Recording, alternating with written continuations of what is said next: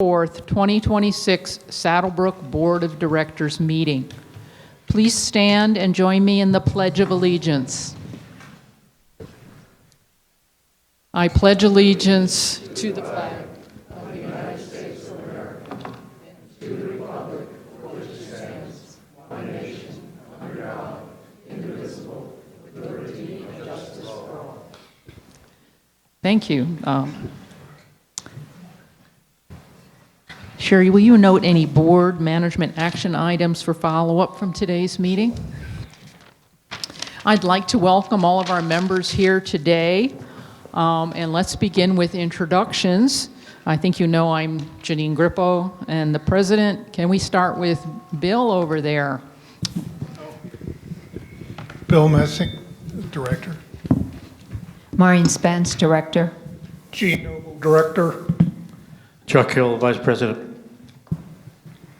Charlie Chalice, recording secretary. Darren Shaw, COO. Sherry Groupie, secretary. Joe Stayskull, assistant treasurer. Okay. Thank you all for being here today. I, for one, get cold in here, but the temperature outside is extremely hot. Today, with the agenda that we have,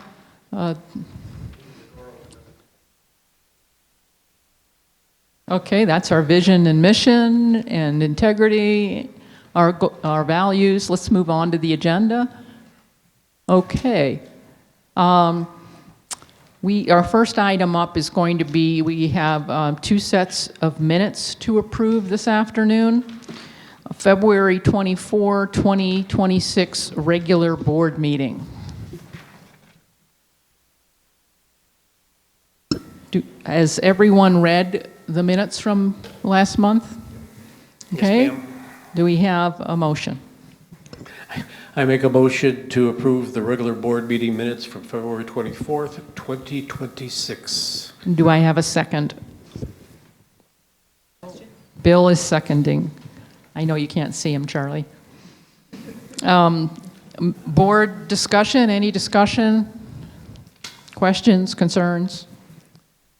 Okay. How about our members? Any comment, feedback? I see nothing. All right, let's call for the vote. All in favor? Any opposed? That was unanimous. Our second is the March 9th, 2026 special board meeting where we welcomed our 2 newest board members. Has everybody read the minutes? Okay, do I have a motion? Yeah, I move to approve the special board meeting minutes from March 9th, 2026. Do I have a second? Second. Sherry seconds. Any discussion among the board? Okay, how about our members? I know some of you were there. All right. All right, let's call for that vote. All in favor? Any opposed? Nope. That's it. Charlie, we got it.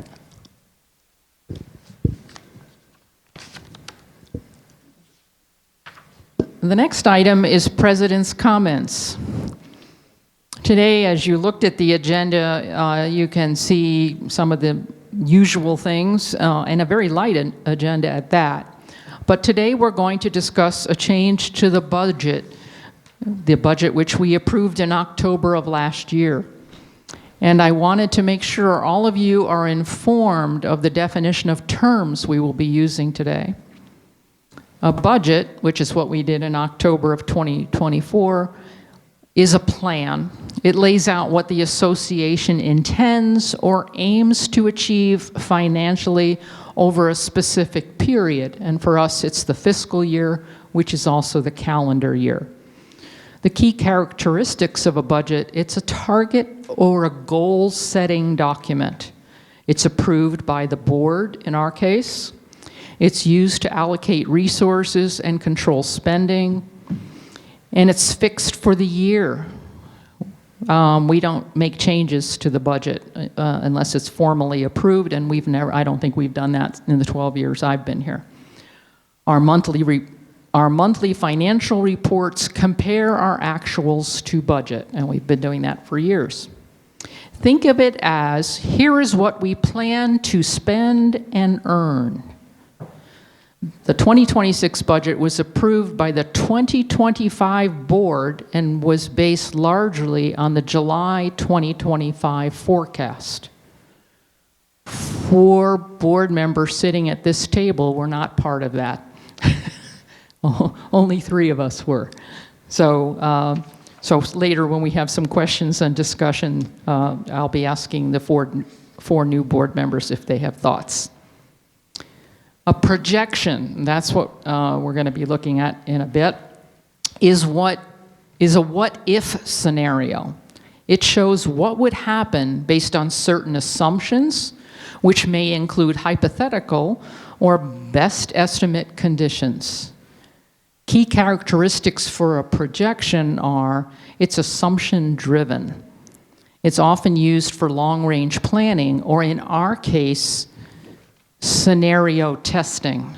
And the scenario we looked at are things like closing the Mountain View Bar and Grill Wednesday and Thursday in the mornings, reducing some staffing in some departments, reducing our revenue expectations based on a seasonality and history of fourth quarter trends over the years.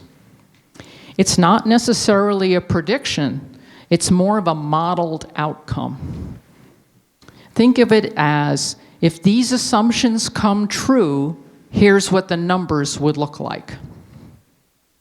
The 2026 Assistant Treasurer, Joe, and I, President, directed the COO to prepare a projection for 2026 when the 2025 actual results fell short of that 2025 reforecast.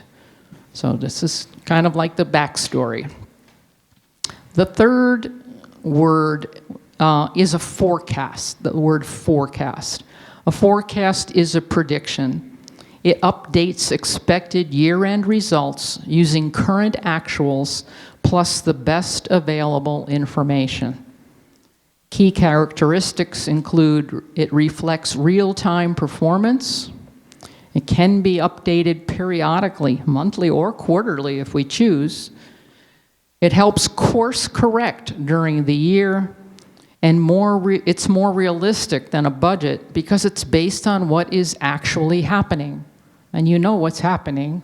Gas prices are going up. Shipments aren't coming in on the shipping lanes. So there's issues, and no budget is going to be able to consider all of those. Think of it as, given what has happened so far, here's where we expect to end the year. The association has prepared a forecast, which we named Reforecast, each July. That's the practice, and we did so in 2025. And it indicated a specific net operating income, and when the final results fell short of that mark, the confidence in our 2026 budget, which used similar assumptions, resulted in a review of that 2026 budget and that request to Darren and his team for a projection. The board, along with the Finance Committee, will discuss the options for more frequent forecasting as well as variance reporting to allow us to make adjustments throughout the year. The Policy Executive Committee will review and update the annual budget policy to strengthen our practices based on the lessons learned from our 2025 forecast to actual results. So I think this, in the 12 years I've been here, it's the first time we're looking at the projection as being an important item early in the year and not waiting for a forecast or reforecast in July. It's an important issue for all of us to remain financially stable. So I just wanted to set that stage for that important discussion coming up on the agenda. Thank you. Darren will provide an update of COO comments. Okay, Mountain View Clubhouse renovation project. As you know, all the renovation work is complete. We were under the impression that the furniture was going to be here by now. but because of the tariffs and shipping and things that Janine had mentioned, it's been delayed to April 20th to the 25th. That date looks pretty good. We've seen a schedule, and hopefully we can hit that schedule. So another few weeks before we get all the furniture. The renovation work on tennis courts 9, 10, 11 is complete. The courts look great. Project specifications are in development for the main entrance signage at Oracle and Saddlebrook. A team met out there today from HOA 1, HOA 2, and Robeson. State land purchase parcel is in the appraisal pipeline still. Might not see numbers until April. 2025 audit work is underway. Civil Code requires the audit process be completed and accepted by the board 180 days after the end of the fiscal year. We're entering into a bid process to begin on road sealing and paving. The roadway crack sealing work has been approved. That's scheduled, I think, to start April 6th or 7th. The bid process is underway for the Desert View Pool, Spa, and Deck. I think there's about $180,000 or $190,000 allocated in the 2026 reserve plan for that work, and bids are coming in now. Bid process is also complete on the softball field grandstand and storage building. It's at about $20,000 allocated for that project. We're still looking at some specification adjustments on that project as well, so might not start that work till May. Bid process to begin soon on repairing and painting walls in units 22, 24, 25, 27, and 31. And the bid process is underway for a pergola project for the event lawn stage. Mountain View Ballroom will be closed April 2nd. We're putting a protective coating on the floor and fixing some of the scratches that have found their way onto the floor right now. So we have some good products we're putting down on that, and it should provide some protection. Pickleball courts 9 through 15 are scheduled for renovation beginning July. That's the whole court. Courts, fencing, windscreens, etc. $84,000 is allocated for that work. In February, 15 homes were sold, about $8.6 million aggregate, with an average sales price of $547,000, up about $50,000 from the prior month. Questions or comments from the board?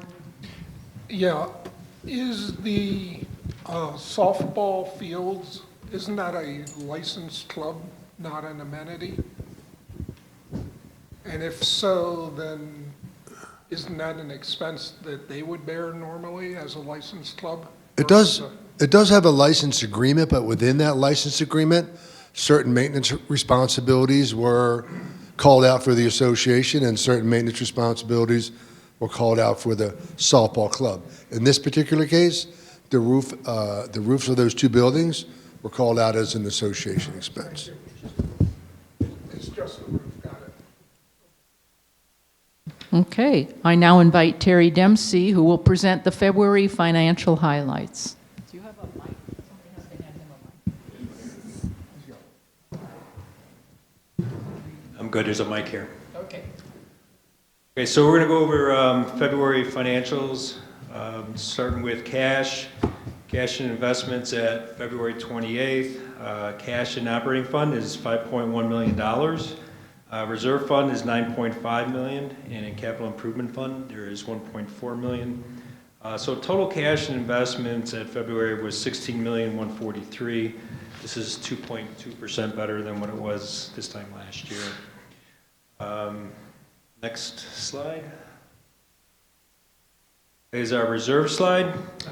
So the left column shows what the complexes work is being done at. We have an adjusted reserves budget for 26 of $5 million. Our other CapEx budget is $142,000. For total CapEx budget, $5.1 million. In February, there are capital expenditures of $709,000.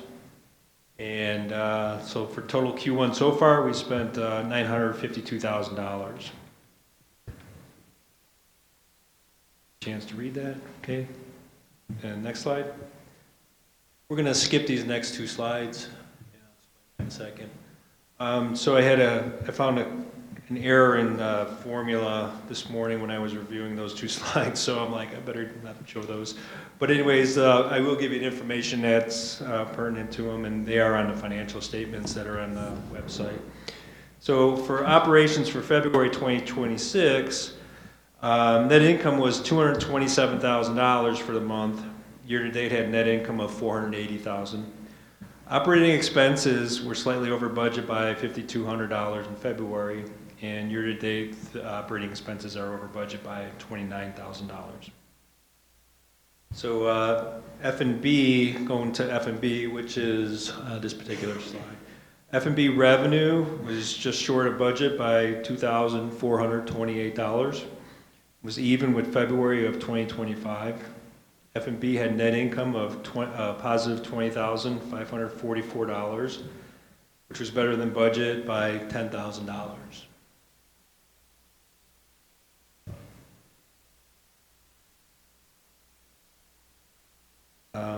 Year-to-date F&B revenue is less than budget by $44,000, and net income is $5,854, which is better than budget by $2,474.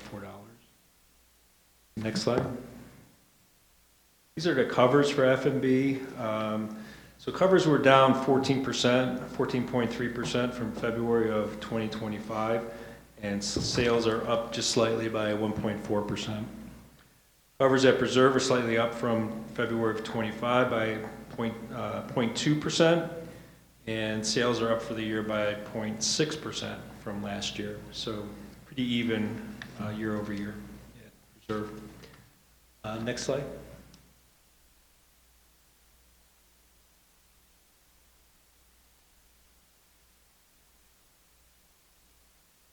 So this is golf. Our golf revenue in February was $475,000, which is better than February of 25 by $25,000, and better than budget by $9,469. Year-to-date revenue was $904,000, which is better than February year-to-date of 2025 by $143,000, but it's less than what we had budgeted by $65,000. Golf net income was a positive $55,000 for February, which is $72,000 less than what we had budgeted. And year-to-date net income was $107,000, which was less than budget by $95,000. We had some large expense come through in February for soil amendments such as sand, seed, fertilizer, herbicides, etc. So we saw a lot of that. So it could just be a timing issue on expenses. We'll see how that rolls through. Next slide. So these are the rounds that are played. So Mountain View rounds were down in February from February of last year by 7.4%. And Preserve rounds were down slightly from last year by 0.6%. So overall rounds were down 4.4% from February of 2025. Next slide. This is basically how our dues are allocated. So through February, we've allocated $611 per rooftop of dues.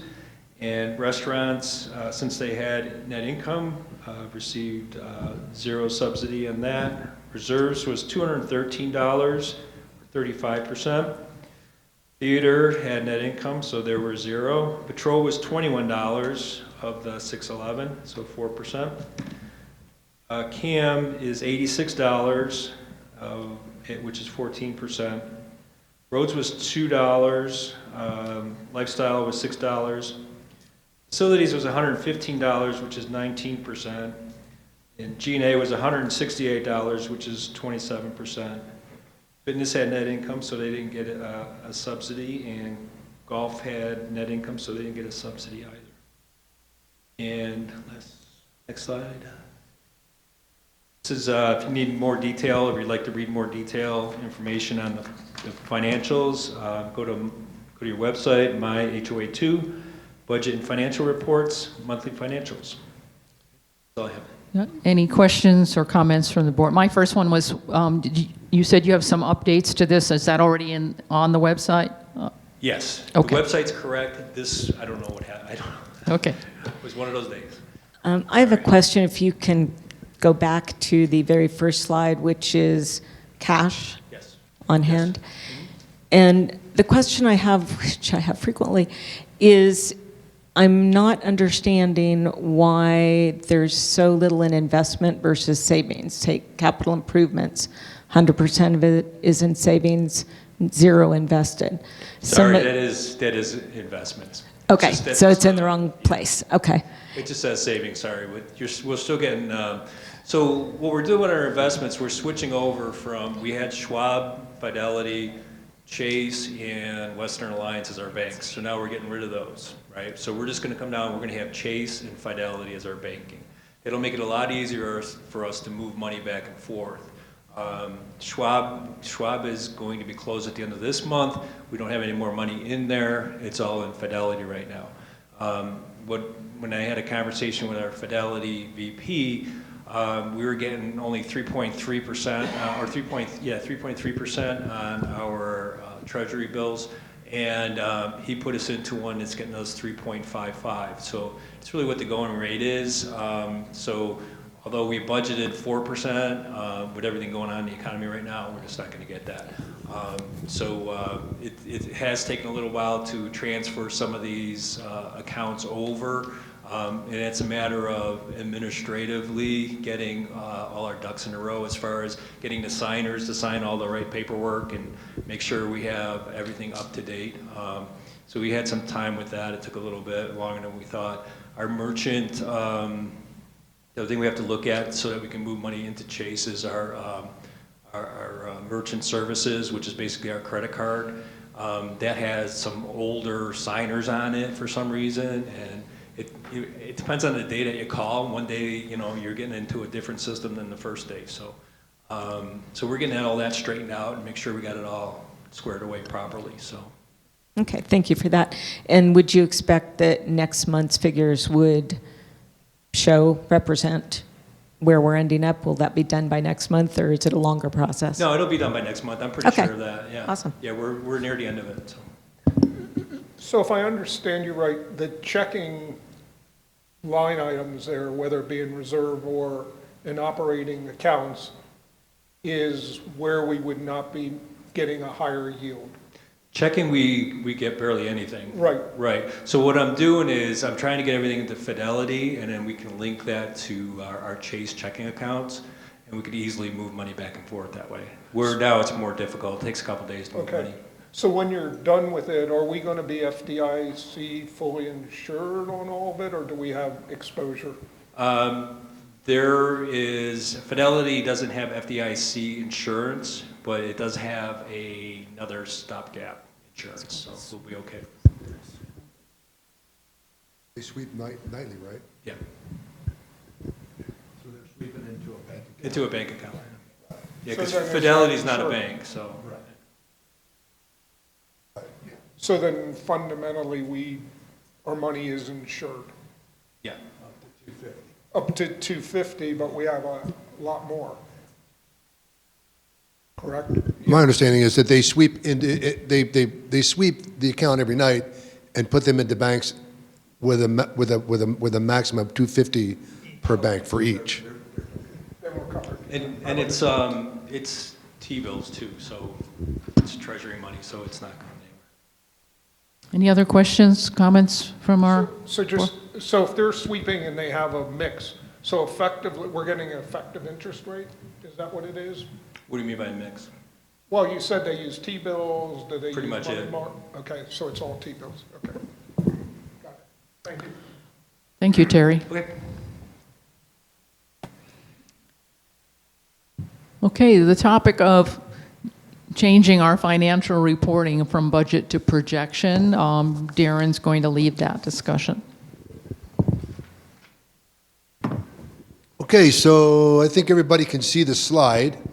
So I'll just walk through that. So, when we start looking at the ensuing year's budget, that process usually starts like in June and July and August, right? And we don't know exactly how we're going to finish the year, right? We have projections and we give it our best guess in terms of how we think we're going to finish the year, but we don't have those numbers yet. So There's a lot of people involved, and we all get together and we make our best guess in terms of where we think we'll be.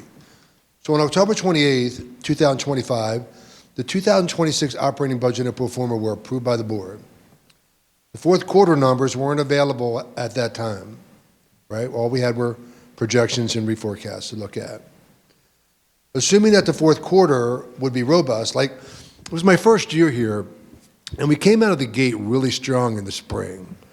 We were smoking it. We were doing really well, and I was learning the cycles, and then we got the summer, and everything started slowing down quite a bit, and the net operating income that we had generated through those first 4 months of the year started dwindling, right? And I had hoped that when we got into the fourth quarter, when everyone came back, that our budget projections and the actual activity will be positive to replenish that NOI before the end of the year. So we assumed, or I assumed, and my team, that we'd be robust in NOI, and we projected an ambitious close to the year. During the fourth quarter, the NOI before depreciation slid from $477 to $395, about $80,000. When the 2026 operating budget and pro forma was approved, the NOI was set at $752,879. We didn't know that we were going to slide to $395. My assumption that was in the fourth quarter, we were going to get back up to the $600,000 to $700,000 mark, but we didn't do that. And most of it was revenue. So based on the 2025 finish, the projected NOI of $752, when we started taking a look at it in January and February, was likely unachievable. It just doesn't look like it's a realistic number that we can get there based on past performance. And when you look at our revenue, just our revenue performance year to date, it presents some concerns. So we did a reprojection to take a look at how close we could get to that 752 number. Because I made a commitment to the board that that was going to be the number we were going to try to hit. So we took a look at everything. We made some cost reduction measures. We adjusted some revenue numbers, and mainly that was in food and beverage and golf. And when the projection or reforecast was complete, the projected 2026 NOI was projected for planning purposes at $458,946, which to me is a much more reasonable number. That with the changes that we made in our projections, that we stand a good chance of hitting by the end of 2026. Now, the association's not in any financial trouble at all. We look at a 10-year forecast, and those 10-year forecasts, when you look at carry forwards from year to year and funding requirements for reserves and CapEx or SIF, we depend on a certain amount of NOI that we can use to help fund those commitments.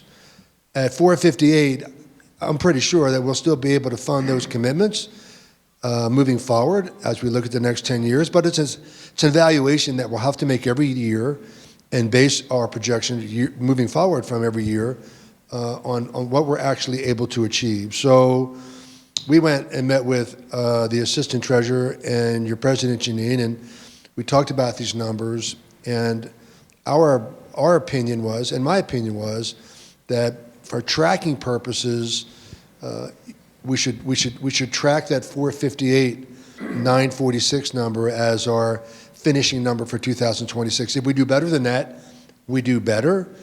But based on what I'm seeing, I don't think we're going to hit 752, and I don't know that it's reasonable to track that as a performance measure when it's not reasonable. So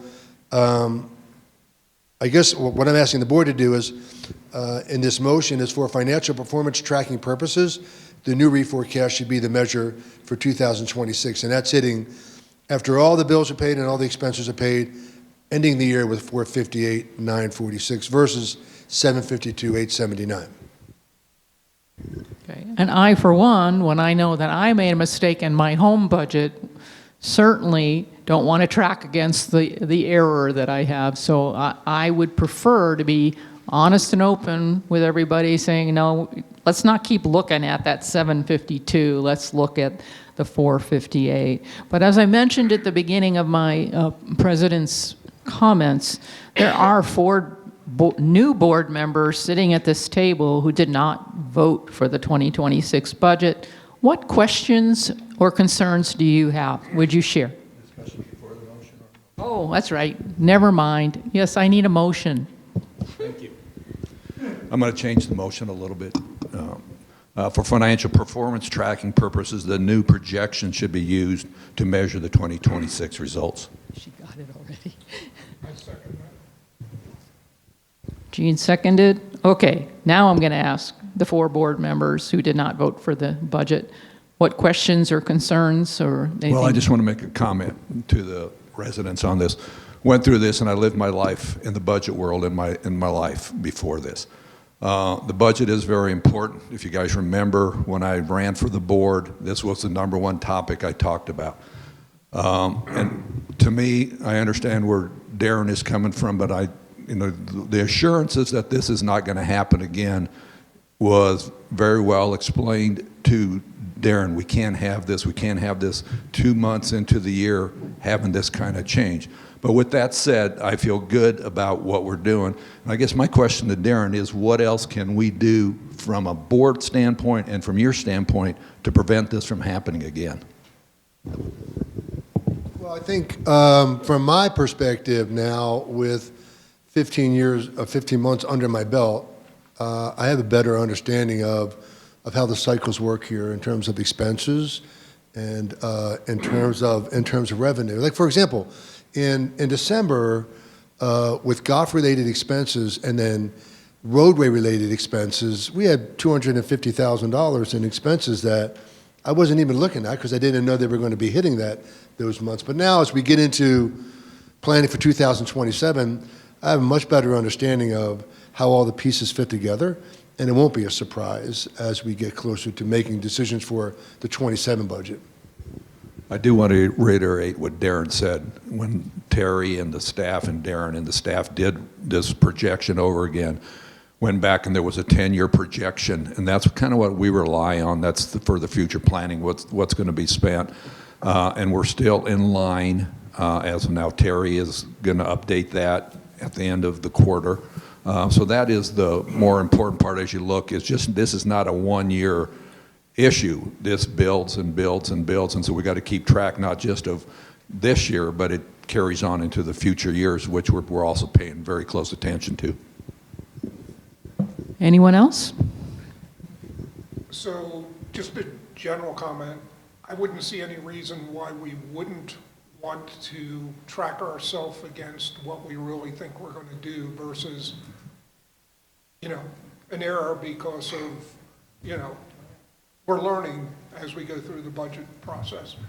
I just want to clarify one thing. My understanding from going through this many times, the majority of the miss was on the revenue side, correct? Not on the cost side. Correct. Because you did a really good job, in managing G&A and other areas that actually drove down, I think we were more than $1 million favorable on the That's expense side. It was all revenue shortfall. Okay. And it's easy to overproject revenue because it's easy to do when you're trying to manage that homeowner assessment. I will say though, when we were in the budget process in October and we were looking at that 752 number, your director of finance cautioned me that might not be achievable, but I was still riding the wave, and I thought that it was. Good job, Terry. So there, I mean, it was just, I wouldn't call it an oversight on my part. I would just call it inexperience with how the entire fiscal year works here. But now I'm not. So does it get passed down to a director level? Do they carry a budget? All of my directors, all 12 of them, manage their own budgets, and we talk about them every month. And the one thing I do want to say why we went forward with this is we had to go to Terry to make sure that he can track it on his side from an accounting standpoint, because did not want him doing extra work, and he reassured us that he was able to manage to this just if he was doing it to the budget, which is important. If you don't have the tracking mechanisms on their side, it does not going to make any sense to do that. Any other comments? Bill had his up. You had asked what our thoughts were, has not been here. I wasn't here for the 700 number. I wasn't here for the 450 number. But the first thing that I noticed when I looked at the first financial statement that I got was there were areas where the revenues this year were bigger than the way they were last year, yet we were reporting to the world that we were getting hammered. And so from that standpoint, we need to compare to reality, because we're doing better in a lot of places, and yet when you go against the 750, you say that you're not doing good at all, and that's not right. It's just not right. Right, and I think when we get into 2027 budget development, we need to have some more realistic conversations about what are the right revenue projections, because I still think in this 26 budget, they're still pretty high, and I don't know that they're achievable in some areas. I had Maureen, one you're the question. fourth new one. I had one question because I missed it when Matt was talking. You talked about, Joe, I'm sorry. There's Matt over there. Sorry, Matt. We have in the past based our 10-year budget, our 10-year projections on our budget, correct? Have we, since we're now going to use or possibly use the projections, are we going back over the 10-year budget and altering that, or have we already? We already have. Terry's in the process of doing that, so we have transferred, or he has, not we, I take the we away. Terry has transferred and put that plan in place, and that's what he's going to update again here in the end of the quarter. Yeah, that's our living document. Okay, now those of us who were here, comments? Yeah, based on everything that was said here, when we put the 2027 budget calendar together, I strongly suggest that we go back to approving the budget at the November meeting, so we have one additional month of history to be able to look and make sure that we've got everything we possibly could use to put the budget together. Last year, we moved it to October, and we had 1 month of less history to be able to determine if the number was accurate or not. So when we put that together, we should go back to the November board meeting where we approve it. Okay, well, that's not a motion, that's a suggestion, right? And as I mentioned in the opening remarks, we are going to look at that policy. You and I were on the policy committee when we wrote that, and we're going to look at that and say, what do we need to tune up so we can tighten this, and we'll certainly say no later than November. Anything else? So one other thing, so actions have already been taken, like we changed the golf committee charter. So they're looking more at trying to provide the board direction on best case, worst case, most likely case associated with golf revenue. So Darren has more input when he has to make decisions on what number he's going to hang his hat on. So there are actions, at the committee level that have already been taken to try to, look at revenue associated with golf. And we'll also be looking at the other areas too, so. And the Finance Committee is starting to look at that variance reporting. Terry presented something I saw in the February meeting, the beginning of that, variance reporting. And as I said before, the next step besides reporting the variances, if it's not something that is going to be a timing issue, what's the action plan to course correct is going to be part of that. And I know Joe and Bill will be looking at that with the Finance Committee. And we also have called the Joe report. Once we get this motion through where we can compare at a higher level, basically that variance very easily, and all of our members will be able to see it without having to dig through, 500 pages of financial statements, which I think will really help the community see quickly where we're on track or not on track. Any other board discussion or comments? I'm going to put it out to the members. Any members who would like to step up to the mic?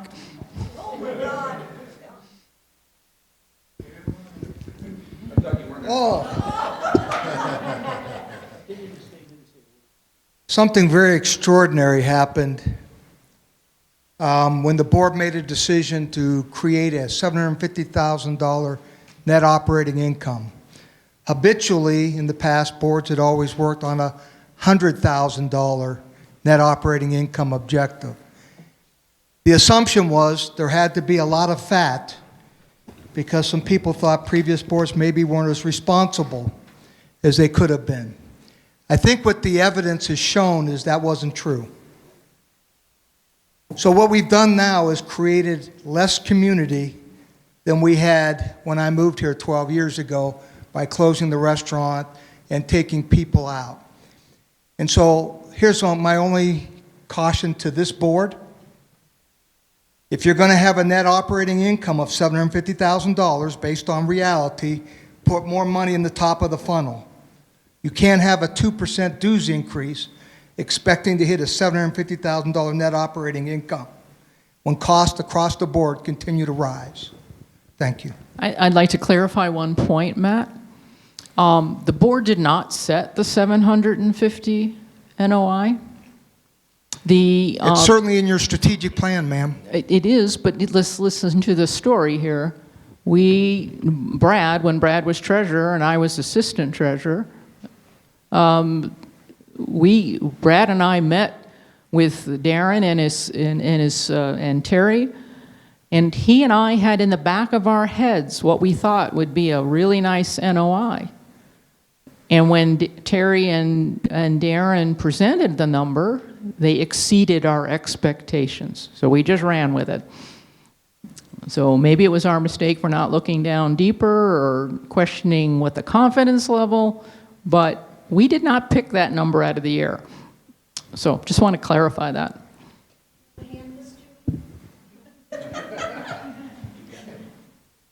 You didn't say who you are. Paula Arnold, 44A, Lot 19.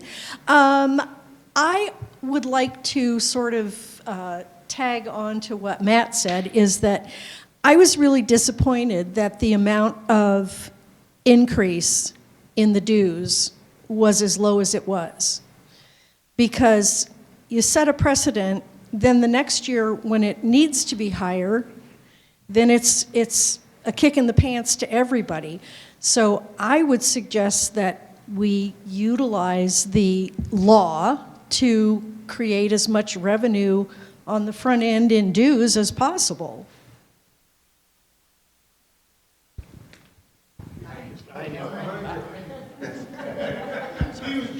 Chuck Kelsey, Unit 29, Lot 69.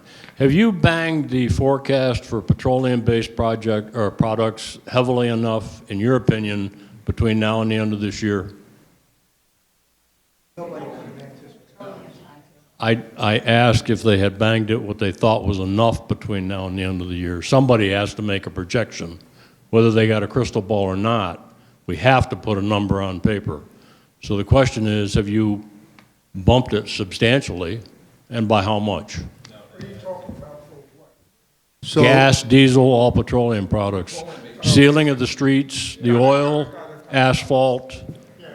It ain't going to get less. So the question is, have you taken what's going on in the world into consideration? well, I think that, the big elephant in the room is going to be the roadway work. And we have significant amount of road sealing coming up, and we have miles of repavement that we have to do. And we just had that conversation the other day. There's some unknowns right now, and we're packaging those projects up to go out for bid, and we'll see what impact all these factors have on our ability to complete these projects, and whether or not we scale back the project or we ask for more money. But we don't know those numbers yet, but we're looking at them, Chuck.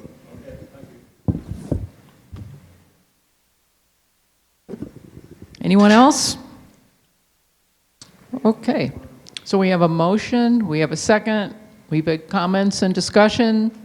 Let's call for the vote. All in favor of the motion to track the projection, actuals against projection? Raise your hand. Okay, that's unanimous. She does. I gave it to her. In fact, she got it on the slide already. Look at that.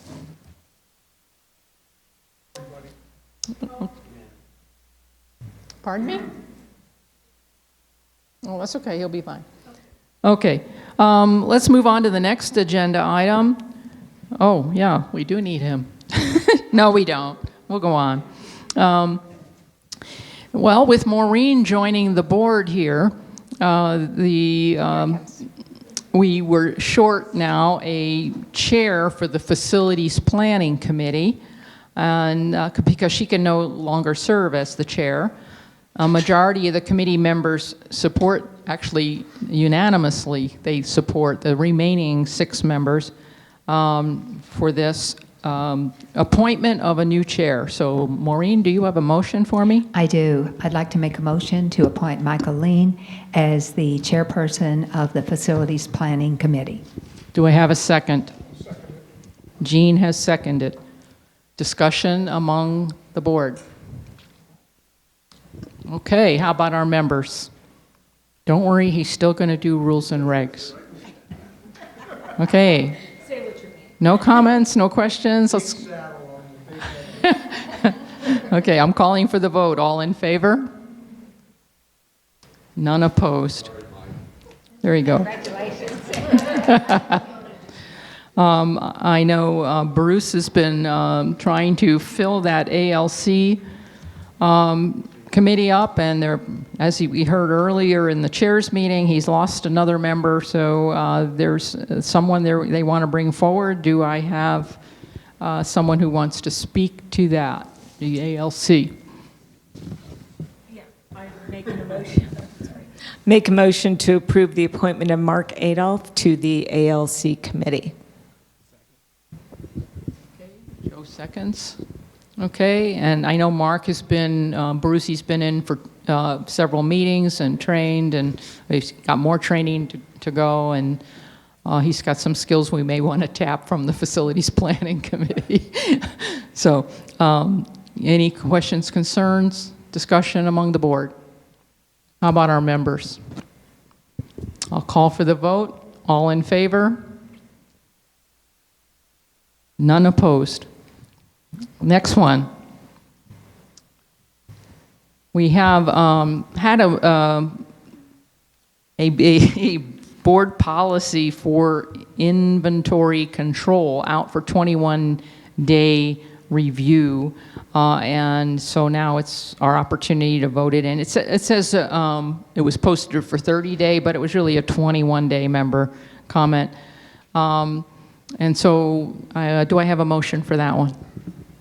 Yeah, I'll move that we approve the proposed inventory policy. Do I have a second? Second. Questions or discussion among the board? The one thing that I did notice is that there were, in the blurb that I got, there were a couple of questions that were submitted, and I didn't see answers to those questions. I can address that, I think, Bill. That we did have 2 questions come back from the members on those. One of them was who polices the policy. That's harder to say than you think. And the board does not police the policy. The board sets the policy. Then it's Darren's responsibility to create the procedures to make sure that the policy that has been set is met. So I guess policing it would be more Darren's in the procedures. It's not really a policing, but he sets all the standards and who's going to do what to make sure that those policy that we have set is in alignment. Can I ask a question of, have we ever had a audit, not the financial audit, but an audit of our policies and our procedures, which is separate, where they get into that process? Because to me, I agree with the comment. If you don't have enforcement of the policy is worthless. So how do we come back and do the checks and balances?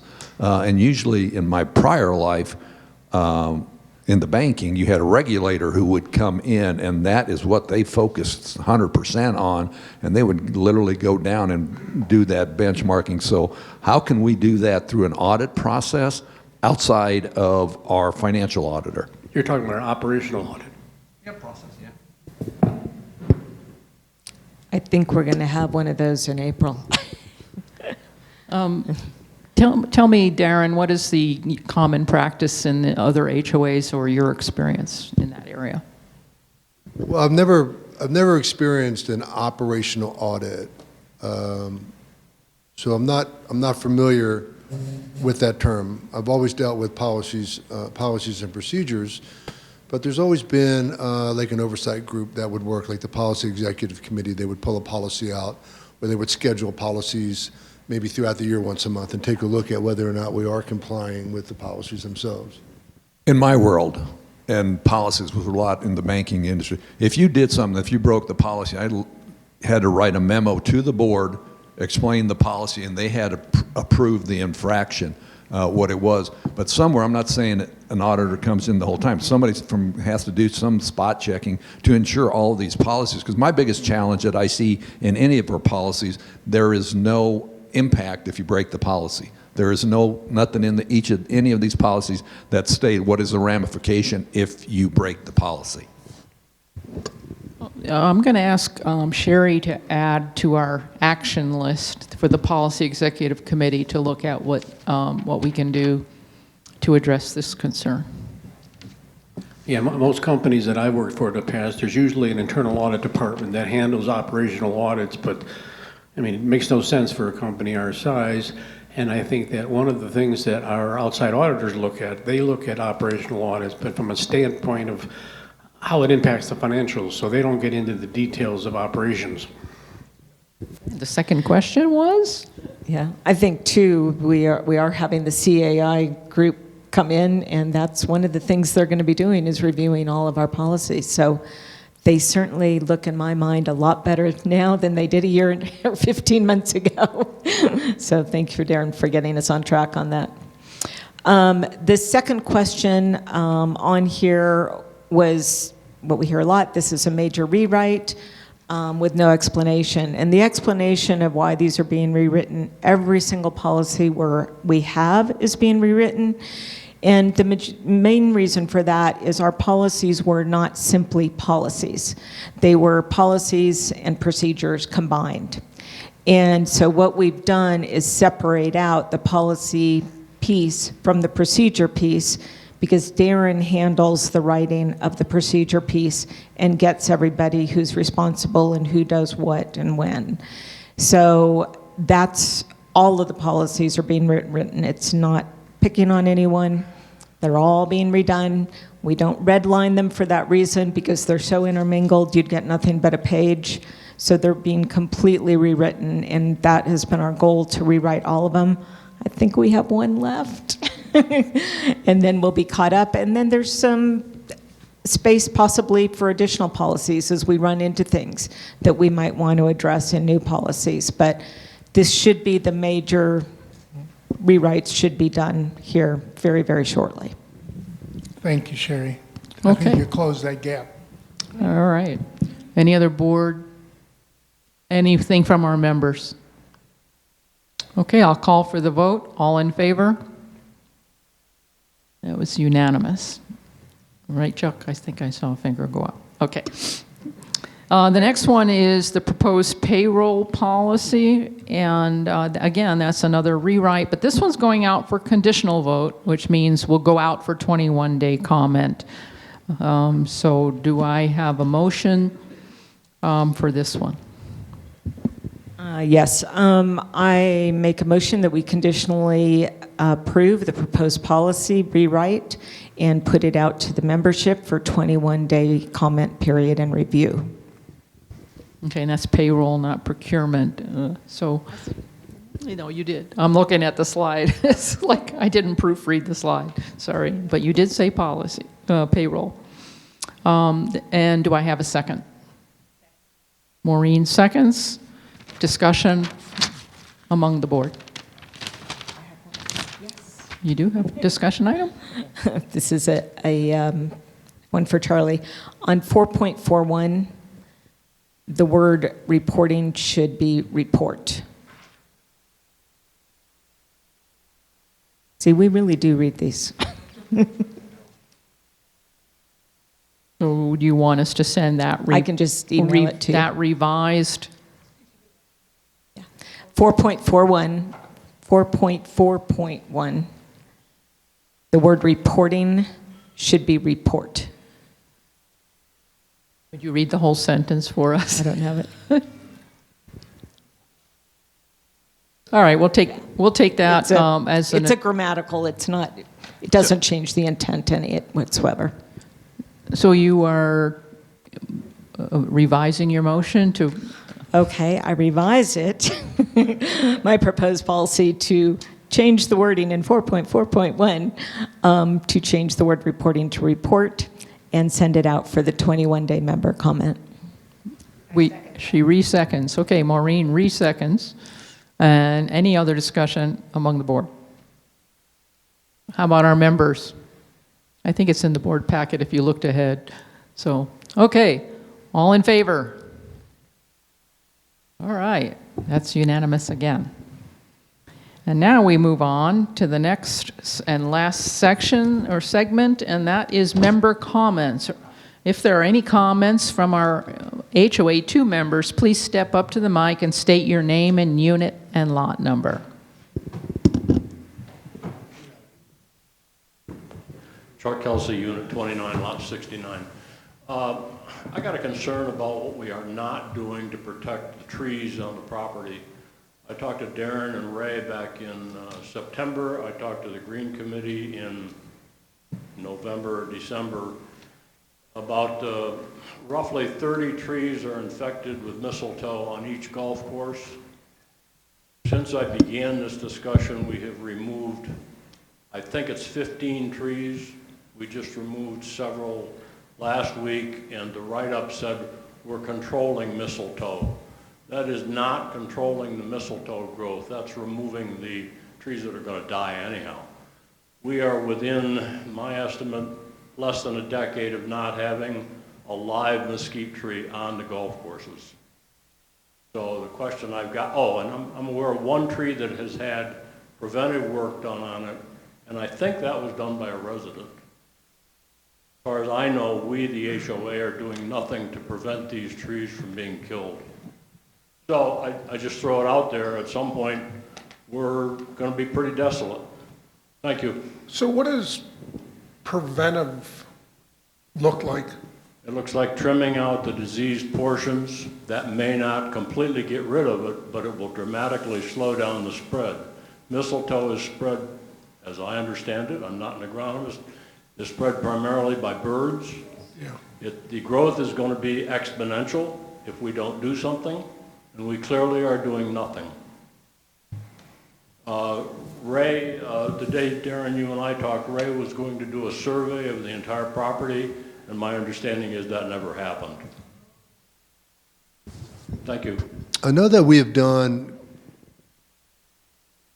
work on taking down some of the trees, especially on the golf course. I went on a tour of both Mountain View and Preserve Golf Course last month, and I noticed the mistletoe, and I had a talk with Mark Soto, the director of agronomy out there, and after that conversation, I know they started targeting a few trees to take down, but we don't have a comprehensive mistletoe eradication program.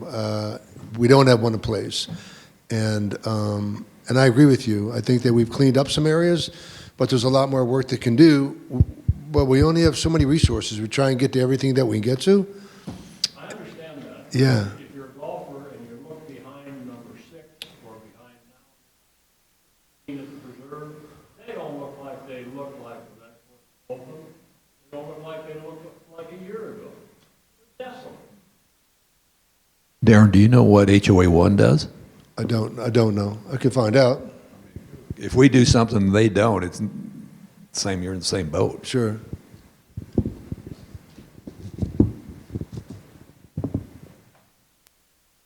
I was going to send a letter in later because I was too upset about what happened near my property, but since he started it, my understanding was that trees weren't going to be cut down just because of mistletoe. And about a year and a half, 2 years ago, Cam and Golf cleared out all the trees along the parking lot at the preserve. So people at Unit 45 see all the vehicles now. And it was planned landscaping by Robeson. Robeson put it in there for a reason. And we were told while they were cutting it down, it was to have less to prune. That's not a reason to cut something down. They wiped it all out, so now we can't really use our dining room. It was okay for a while because I had a tree kind of halfway screening it, so that only took out part of my equity. But then after the goats went through, Cam came through and took out the one thing that was screening it. It was a tree that had some mistletoe in it, just partial mistletoe. And the mistletoe in this area doesn't kill the tree. It can live for years and years and years. So you can cut out the infected area. The tree was perfectly healthy, and it took away all the screening. So it reduced the equity on our home thousands and thousands of dollars more. And again, functional, purpose-planned landscaping, wiped out. That Robeson put in near the parking lot, no real reason for that. And then our one saving grace was removed. And it happened a couple weeks ago, and it was pretty upsetting, so I was kind of waiting before I wrote a letter, but he started it. Well, my policy with Cam and on the golf course, if you take a tree down, we plant another one. So we just don't remove trees and just reduce the tree inventory. So when I talk to my guys about taking trees down, my policy is always you need to replace it with another tree in a similar location. So just an FYI, they are replacing it like on 5, but they're doing it not with a tree. So they're doing it with like guavas and things of that nature. So I don't know how well that got translated down. And I'm not saying I have a beef the trees were taken out or not. I just noticed that. And remember, we also had that major storm a year or two ago that cost us 20 or 30 trees across our golf courses. So We had a tree that was removed in Unit 45 along the roadway, and they replaced it with a cactus that was this big. yeah, so that's kind of like the replacement, you know. And I bet we'll see the same thing on Mountain View. I think it's Park 3 on the back. You know, they took out that tree that was bad, contaminated with mistletoe. With mistletoe, but I bet you they'll use the same strategy there, just based on past preference. To her point, though, taking down a tree that's been there for 15 years that blocks a view of the cart shed and putting a 10-gallon tree in its place doesn't help much. So if mistletoe is our primary culprit, then we ought to have some kind of mitigation. Yeah, I mean, if you can cut it out, and I know I've got a little place behind my house, you cut it out, you wrap that branch in some black plastic for a little while, and theoretically, the mistletoe doesn't replace until a bird brings it back again. But I think mitigation is far better than what we're doing, and it's not just on the golf courses. I mean, that's the other piece here is, while the examples are on the golf courses that were used, it's not just on golf courses. I just have a curious question about how long does it take for of a mistletoe to grow? Does anybody know that? 3 to 7 years, if you believe the U of A, Ron. I don't know if I believe that because I have a mesquite tree in the common area behind my house, and I don't remember seeing the mistletoe there before. And yesterday I noticed it. So I think it's faster growing than 7 years. But anyhow, the real question that I had was, in the inventory control, what inventory are we controlling?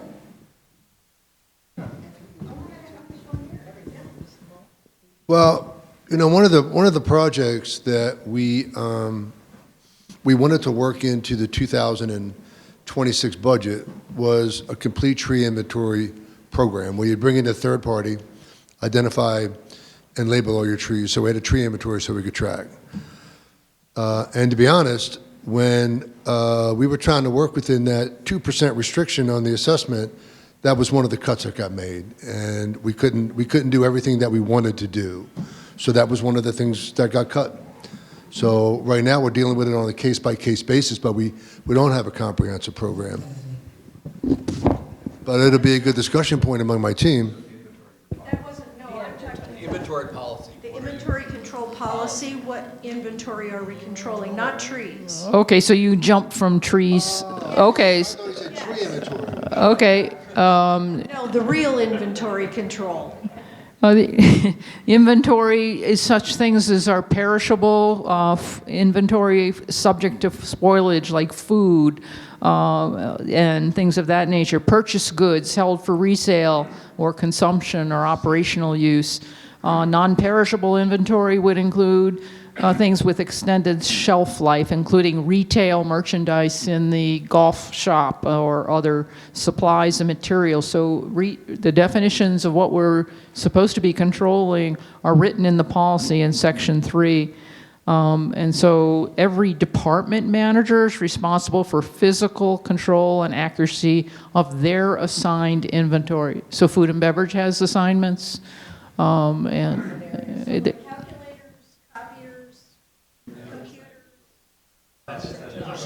That's equipment.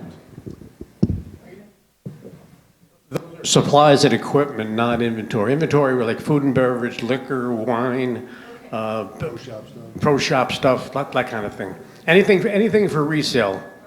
Well, or operational use, like the seeds and what the golf course uses or CAM uses, so. Does that help? So then how do we control or keep track of trucks and mowers and copiers and? Those are all part of our fixed asset plan, and they're tied to our reserve plan. I wanted to know what it was titled because, everybody calls things a different thing. Any other questions, comments? Seeing none other, I call for the adjournment at 3:07 p.m.